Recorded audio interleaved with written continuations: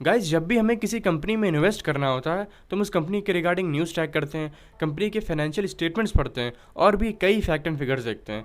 मगर कई बार हम इन सब तीम जाम के चक्कर में जो कुछ मोस्ट बेसिक पॉइंट्स होते हैं हम उन्हें मिस कर देते हैं, फिर चाहे हम उन्हें मिस कर देते हो या हम उन्हें समझ ना पाते हो। तो गाइस, आज की इस वीडियो में हम ऐसे ही कुछ पॉइंट्स डिस्कस करेंगे और जानेंगे कि वो कौन से पॉइंट्स हैं जिन्हें हमें किसी भी पर्टिकुलर कंपनी में इन्वेस्ट करने से पहले ज़रूर चेक कर लेना चाहिए। So let's begin. So our number 1 point is EPS. EPS यानी अर्निंग पर शेयर। अब जैसा कि नाम से ही समझ आ रहा है कि किसी एक शेयर के पीछे कंपनी की एक साल में टोटल कितनी कमाई हुई है। अब चलिए इसे हम एक एग्जाम्पल से समझते हैं। अज्यूमिंग कि कंपनी ए का नेट प्रॉफिट 5 लाख रुपए है और कंपनी के टोटल शेयर्स 1000 है, तो अर्निंग पर शेयर कितना हुआ? Net profit upon number of shares, मतलब 5 lakh upon 1000 which is equal to 500। मतलब कंपनी ए के एक शेयर के पीछे साल भर में कंपनी की 500 रुपये की कमाई हुई है। और वहीं अगर कोई दूसरी कंपनी है, कंपनी बी, जिसका ईपीएस 600 रुपये है। ईपीएस 600 रुपये का मतलब कंपनी बी ने अपने हर एक शेयर पर साल भर में 600 रुपये कमाए हैं। अब एक झलक में शायद हमें कंपनी बी कंपनी ए से ज़्यादा बेहतर लगे क्योंकि उसके एक शेयर ने कंपनी ए के एक शेयर से 100 रुपये ज़्यादा कमाए। मगर गाइस, ऐसा नहीं है। हमें कंपनी के ईपीएस के साथ साथ उस कंपनी के एक शेयर का प्राइस भी देखना है। मान लेते हैं कि कंपनी बी के शेयर का प्राइस 2000 रुपये है, तो कंपनी बी का 2000 रुपये का एक शेयर खरीदने पर आपको साल भर में 600 रुपये मिल रहा है क्योंकि उसका ईपीएस 600 रुपये है। वहीं कंपनी ए का एक शेयर आपको 1000 रुपये में ही मिल जा रहा है, जिस पर आपको साल भर में 500 रुपये की कमाई हो रही है, यानी 500 रुपये का प्रॉफिट हो रहा है। तो अगर किसी समझदार इंसान के पास 2000 रुपये होंगे ना, तो वो क्या करेगा? तो वो कंपनी बी का ईपीएस ज़्यादा होने के बावजूद कंपनी ए को चुनेगा और वो अपने 2000 रुपये के कंपनी ए के 1000 के 2 शेयर्स ले लेगा, जिसमें उसको दोनों शेयर्स के ईपीएस मिलाकर साल भर में 1000 रुपये का प्रॉफिट मिलेगा।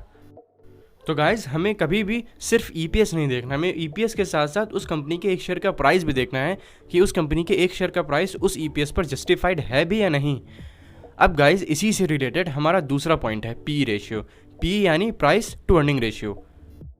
अब इस रेशियो में प्राइस का मतलब है कंपनी के एक शेयर का प्राइस और अर्निंग का मतलब है कंपनी का ईपीएस, अभी जिसके बारे में हमने थोड़ी देर पहले बात की।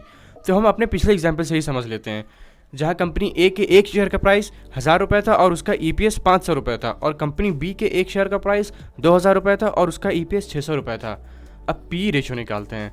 कंपनी ए का P ratio price upon earning, price उसका 1000 रुपये है और अर्निंग उसकी 500 है, तो इसका मतलब ये हुआ कि कंपनी ए का पी रेशियो 2 रुपये है और कंपनी बी का पी रेशियो 2000 अपॉन 600 3.18 है।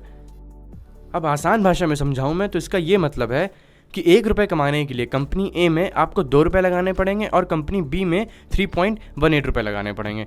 अब गाइस, पी रेशियो से हमें क्लियरली समझ आ रहा है कि कौन सी कंपनी बेहतर है, मतलब कौन सी कंपनी हमें सस्ती मिल रही है और कौन सी कंपनी हमें महंगी पड़ रही है।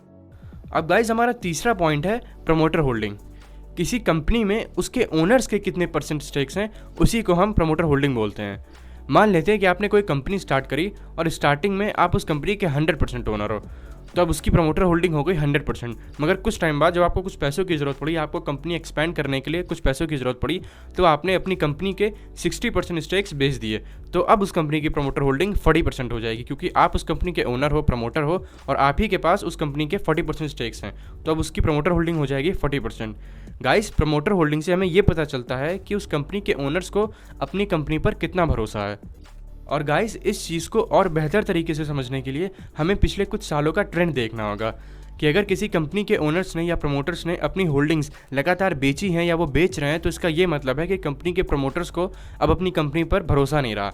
हाँ, अगर थोड़ी बहुत प्रमोटर होल्डिंग्स बेची गई हैं या कम हुई हैं तो वो ठीक है, क्योंकि कई बार कंपनी को जब पैसों की ज़रूरत पड़ती है तो उसके ओनर्स थोड़ी बहुत अपनी होल्डिंग्स बेच कर थोड़ा सा पैसा रेज कर लेते हैं। मगर अगर ज़रूरत से ज़्यादा होल्डिंग्स बेची जा रही हैं तो आपको ध्यान देने वाली बात है और आप उस कंपनी से थोड़ा सा दूर ही रहें।